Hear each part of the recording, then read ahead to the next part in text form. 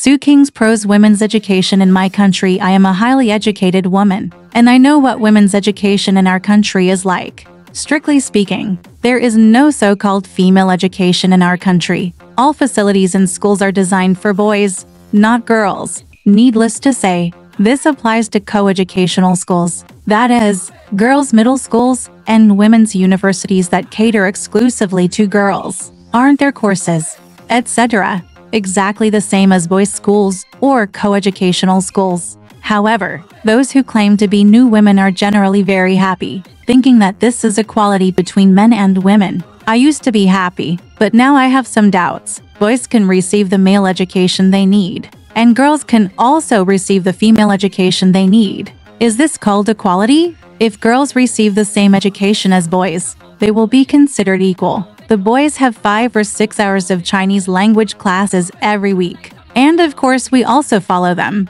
But what are the Chinese textbooks? The first category is ancient prose, which talks about things in the male society in the past, such as ministers being demoted to be loyal to the king, generals fighting hard on the battlefield, celebrities drinking heavily on moonlit nights, noble people resigning and returning home to talk about their daily lives with their wives, concubines, girls, and servants. Let's play with the mountains and rivers. This kind of thing is interesting, and the meaning is not bad, but it doesn't have any real connection with us. Needless to say, other books, such as classics, were written by men. Even if there were 1 or 2 female writers, such as Cao Jia, they would speak on behalf of men. But this is not surprising, because they read men's books and use words created by men. In the former society of men, women could not say what they wanted to say. As for the second category of so-called new literary works, I'm sorry, but it's written by men for men,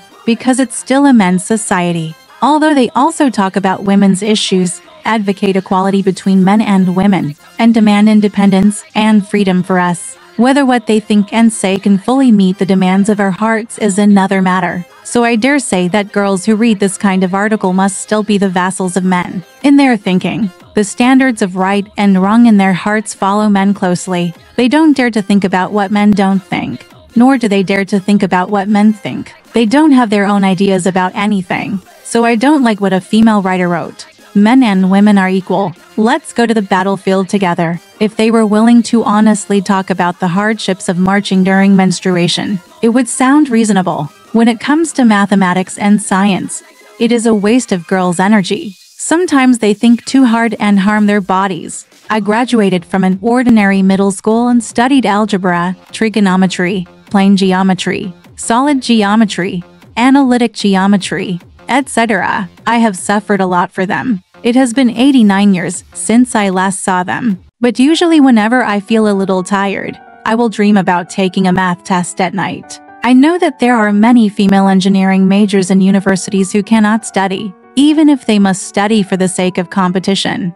It is useless to study. In this case, why are we still struggling to study mathematics with men? In school, there are many other unnecessary courses, but girls have to learn them all. In fact, a woman's youth period is very short, when her memory is the best from her teens to her 20s. Her energy is wasted by disorganized homework. When she is in her 20s, her memory declines, and she no longer learns what she wants to learn. And what you should learn is half the result with half the effort. Therefore, there is currently a phenomenon in the education sector. In primary school, girls do better than boys in homework. In middle school, they're equal, but boys have an advantage, and in college, they will never catch up with boys. There are 2 explanations for this phenomenon. One is that girls' intelligence matures and declines prematurely, and after a few short years of puberty, they are no longer good. It is said that when students are still young in primary school,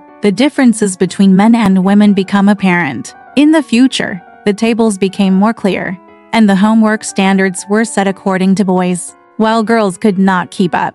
Regardless of whether the 2 theories are right or wrong, it is always unobjectionable that women's education cannot blindly follow men's education. The most ridiculous thing is that when we were in middle school, there was a subject of family affairs, which was an elective subject and was taught by a female trainer. At first, the school stipulated that girls must take this subject, but boys followed suit. But later, because it was easy for boys to get credits by cheating, boys signed up to take it one after another. The number of students reached more than 70, which was unprecedented in other elective subjects. As for the girls, they think that the school statement that it is compulsory to read one sentence is insulting to women. If it is said to be elective, how can it be necessary at the same time? I sent a representative to question him, and the school took back the order. The girls also obeyed. As a result, I was the only girl who chose to study housework. The reason I chose to read it was because I was really bad at it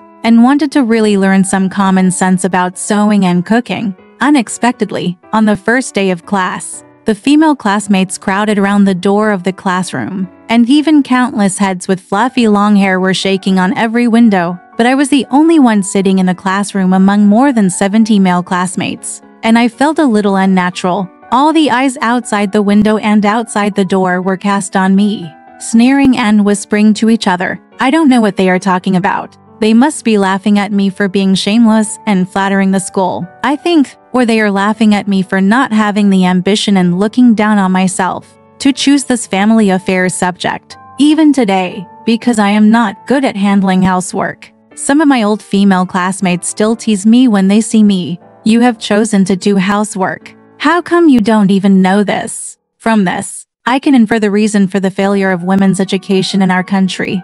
It's not that no one thought of the need for distinction in women's education, but it was because they didn't dare to say it, and if they did, they would be questioned and scolded. And even if someone does what he says, the women themselves refuse to believe him or obey him. If someone occasionally listened to him, she would have to suffer the ridicule of her female companions, causing even more trouble. The result is that women's education is included in men's education, or there is no such thing as women's education at all. As a woman, you have been educated by men, but after the education, society expects you to do women's things. Your failure is bound to happen. As far as I am concerned, education, I really suffer from it. If I had no education at all, I might be much happier than I am now. Compared with boys of the same grade, my grades are shameless. But now they have all succeeded, but I have failed. This is in terms of academic career, because they can concentrate on their academic career,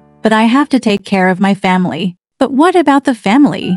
Most of them are happy, even if they are occasionally unhappy. It has nothing to do with the education they received. But for me, my loneliness was caused by education. We all know that the first purpose of education is to create useful talents, to meet the needs of society. Therefore, if the society needs doctors, there will be medical departments in schools. If the society needs teachers, there will be teachers departments in schools, etc. After education, people with a medical background can easily become doctors, and people with a normal education background can easily become teachers. This is called putting learning to use and being able to adapt to the needs of society. But what about us? Society needs us to be wives and mothers of children. But there are no good wives and mothers in schools to teach us how to be wives and mothers. What should we do? I dare say that among all the courses we have learned in primary school, middle school, and university,